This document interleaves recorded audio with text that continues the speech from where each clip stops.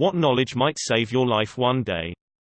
If a rhino is running towards you, wait until the last second, then sidestep out of the way. Rhinos cannot make sudden turns and will give you a couple seconds head start to run in the other direction. Repeat as necessary. 100% research and verify all of these tips. A lot of information can change over time. Or don't trust Reddit strangers. If you feel chronically unwell all the time and you get told there is nothing wrong with you by your doctor, that you are suffering purely mental health problems or hypochondria, don't give up pushing for answers unless you know subconsciously this is the case. Hypochondria is not as common as some physicians seem to think, and even if the problem was psychological or psychosomatic in nature, it is still a problem that needs dealing with. People know their own bodies and know when something is wrong. There is a vast expanse of medical conditions that are possible and very difficult to diagnose. Doctors may only deal with some rare conditions once in a career, or not at all, and won't automatically go there when considering your symptoms. I was told I was a hypochondriac for 10 years and everything was blamed on lifestyle and mental health. I went from the youngest international shipping director in my sector to practically bedbound and in terrible health and distress over 2 months at 21, and was told nothing was wrong for the next 10 years. Turned out I had a rare disease called Cushing's, which was damaging my heart, atrophying my brain,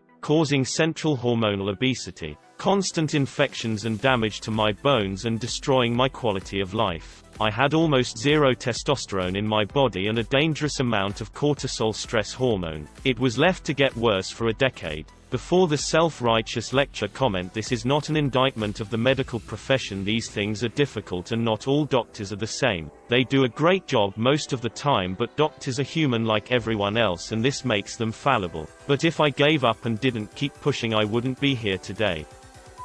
If you ever use boiled linseed oil to treat wood, don't leave soaked rags lying in the trash. They oxidize, and after a few hours can self-combust. If you drive after being up for more than 17 hours, the level of your impairment is equal to legally being drunk. Don't drive while sleepy. If you ever fall, get pushed down from the platform onto the rails at a subway station. Try to roll under the platform. Many stations have space there, like little overhang, for exactly that reason. If you were ever bitten by a bat, raccoon, fox, or skunk, go directly to the hospital. There is no cure for rabies once it is fully onset. EMT here. If you're ever choking on food in a public venue, do not go to the restroom to avoid causing a scene. Almost every death I've seen from people choking are found unconscious in a bathroom stall because they were too polite to seek help. Don't underestimate rabies, ever. It won't kill you in the coming weeks, but it'll 100% kill you when it incubates and the symptoms start. If you're a pedestrian and crossing a street, if you can see the sun's reflection on the windshield of a car, there's a good chance the driver cannot see you. If you're first in line at an intersection, look both ways before going when the light turns green. You never know when someone is going to run a red light. Female heart attack symptoms are often different than those commonly described, and women commonly assume they are just fatigued, or have the flu and die as they do not seek medical treatment. Uncomfortable pressure, squeezing, fullness or pain in the center of your chest. It lasts more than a few minutes, or goes away and comes back. Pain or discomfort in one or both arms, the back, neck, jaw or stomach. Shortness of breath with or without chest discomfort. Other signs such as breaking out in a cold sweat, nausea or lightheadedness. As with men, women's most common heart attack symptom is chest pain or discomfort, but women are somewhat more likely than men to experience some of the other common symptoms, particularly shortness of breath, nausea, vomiting and back or jaw pain. Women are more likely to lack chest pain. Instead, they may experience shortness of breath, pressure or pain in the lower chest or upper abdomen, dizziness, lightheadedness or fainting, upper back pressure or extreme fatigue. If you or a woman you know is fatigued, out of breath, has jaw pain and neck tension, feels nauseous, etc., they may be suffering a heart attack. Chest and left arm pain is not a universal symptom. If you ever are kayaking and become pinned upside down, swim down deeper into the water to escape the kayak. You may not be able to flip it over. When you go into a building, look for an exit that is not the one you used to come in. In an emergency, most people will head out their original exit, but you will head out of the exit less traveled, and it may make all the difference. If you fall into cold open water, resist the urge to swim and try to float until the onset of panic subsides. Once you have your breathing under control, you can then start to swim to safety. By doing this, you will not hyperventilate and avoid potentially drowning. If you're ever charged by a moose, get behind a tree. They have about a 10-inch blind spot and they'll lose you. Never use bleach and ammonia-based cleaning products at the same time, in the same room. A combination of both their vapors creates chloramine vapor, which can kill you if inhaled. Check your cleaning supplies to see what's in them, especially toilet and tile cleaners. If you've been buried alive in a standard coffin, stay calm. If you are alive, you haven't been buried that long. Also, the dirt above you hasn't set yet. Most coffins are not built to last once buried, and as a result have weak siding. So here is what you do. Pull your shirt over your head. You don't want to be swallowing dirt. Position yourself so you are as sideways in the coffin as possible, with hands and feet pushing on the long sides. Push. You should be able to blow out one of the walls. Start crawling up. Do not panic. You may not find a grip immediately. Keep going until you make it out. Worst nightmare. If you have to get through a locked door, don't charge into it with your shoulder. Instead, kick it straight on next to the doorknob handle. This has a much better chance of breaking the lock.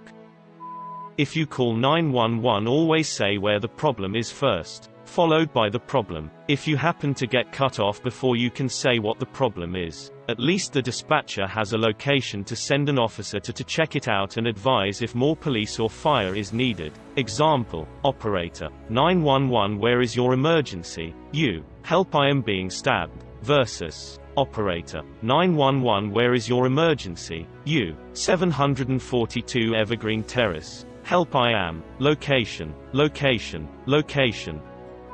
Always leave your itinerary with someone. If you meet strangers, i.e., potential bad people, on the road, always let them know that you are in touch with friends and family and that they know exactly where you are. You become less attractive as a victim.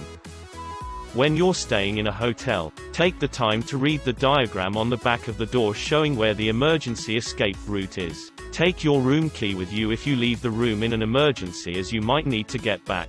Have your shoes on when the flight you're on is landing or taking off. Statistically, that's when bad stuff happens and you don't want to be in bare feet for an evacuation. If someone is choking, ask them, are you choking?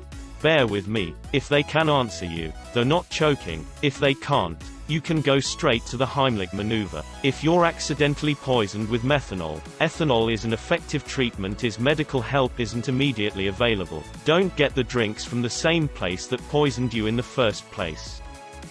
If you are in danger or in need of help, in a public place, it's almost always a bad idea to just yell help. It's more important to be specific. Pointing at someone and telling them to call 911 will be more effective. The bystander effect can be a real bitch sometimes. I tell my kids to break windows if someone is attacking them or the like. Yelling help may not get cops. Breaking windows will. I'll gladly pay for windows to keep my kids safe. I can't replace my kids. If your car is going underwater, an electronic roll-down button will work regardless of the water pressure outside the car, but a manual handle is much more difficult. You also won't be able to open the door. It's better to have something in the glove box like an ice scraper to break the glass with. Mythbusters did a whole thing on it. That episode saved a woman's life. She wrote to them to tell them, and Adam Savage cried knowing he'd helped to save a life. If someone is trying to abduct you, fight back. Most abductors will just give up if they meet resistance. And whatever you do, don't let them take you to another location. You ain't taking me to no secondary location. Never mix bleach and glass window cleaner ammonia. When people say to take an aspirin to help during a heart attack, chew the pill. Don't swallow it whole. It gets absorbed much quicker. 120 people will get bowel cancer in their lifetime. You need some sort of screening starting at age 45 to 50 depending on your family history. Any blood in the stool needs to be checked out. Early cancers can be completely cured with keyhole surgery. You don't have to die of bowel cancer. If you have what looks like a small pimple or a spider bite and you see a red line streaking away from that area towards your body, go to an emergency room. You likely have a staph or strep infection that is spreading through your lymphatic system or bloodstream, and your body can go septic at any moment. Sepsis lethality is 40 to 60%. This happened to me earlier this year, and I only knew how serious it was because of a post I read on Reddit years back. This thread is giving me anxiety. How to tie a bowline with one hand. If somebody throws you a rope, you have to tie it around you while holding onto it with one hand. A normal knot will come undone or tighten up around you, potentially smothering you, but a bowline won't. If you have to get out of a moving car, then put one foot down and take a step. Don't just jump out. This will reduce your speed immensely. Sure, you will fall over, but at a much reduced speed. A stunt man told me this. If you've been carjacked and the carjacker tells you to just drive, take whatever chance you get to wreck. At minimum, you're getting emergency services involved, meaning it's more likely they'll be caught, and there's a chance you'll incapacitate or even kill the carjacker. Of course, there's also a chance that you might not survive, but if they're taking you to a second location, odds are you weren't going to come back anyway. The last time this was asked, I actually read something that later, at the very least, saved my ass. Don't try to put out a grease fire with water. You must smother it. If the tide suddenly goes out unexpectedly, run like you stole it, for higher ground. I read about a 10-year-old English girl who had just learned this before going on vacation with her family to Thailand. Then the big tsunami that killed a few 100,000 came. She saw the water retreat and the other tourists walk out on the exposed seafloor. She freaked out, and convinced everybody to run for higher ground. A lot of people were saved by a little girl who had paid attention in school. They later brought a lot of flowers to the teacher. If you're alone and start choking with nobody around to give you the Heimlich, you can give yourself the Heimlich by using the back of a chair or similar objects like the sidearm of a couch or whatever. Forcefully throw your stomach over the back of the chair a few times. Try to mimic the motion of the Heimlich. Push in above the belly button, then up, kind of like a J motion. I always try to remember this, but anytime I think I'm slightly choked, this logic goes out the window. When touching something electrical, use the back of your hand. Using your palm on, say, a live wire will cause your hand to grab it and you be unable to let go. As an electrician, just don't grab electrical things at all. Let me do it, instead. Carry lighter even if you don't smoke. Only problem with that is no matter how many lighters you carry, an hour later some voodoo witchcraft will happen and they'll vanish out of nowhere. Keep a 360 of your surroundings as you drive. Heck, period, when you're out and about, but especially while driving. I was at a four-way stop.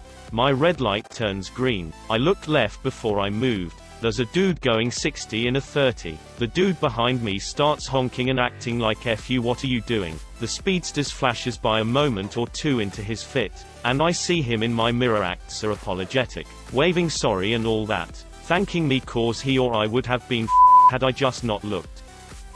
In Australia you can always make calls to 000 regardless of whether you have signal, credit. Your mobile will use any available network to connect you. That water you're about to dive into might not be as deep as you think. Wear a helmet. Wear a seatbelt. It may not be cool, but you're more fragile than you lead yourself to believe. I've lost 3 friends because of these. Don't be a statistic, please. There's someone that would miss you and think, I just wish they had put a helmet, seatbelt on. There is no such thing as a fair fight. This is something my dad drilled into my head for years. You never know what the other person's mentality is going to be. If you get in a fight, they may be hell-bent on killing you. They may have a hidden weapon you don't know about. Do anything and everything you can to survive. Kick out knees, gouge eyes, knee the groin, whatever it takes to know you'll survive.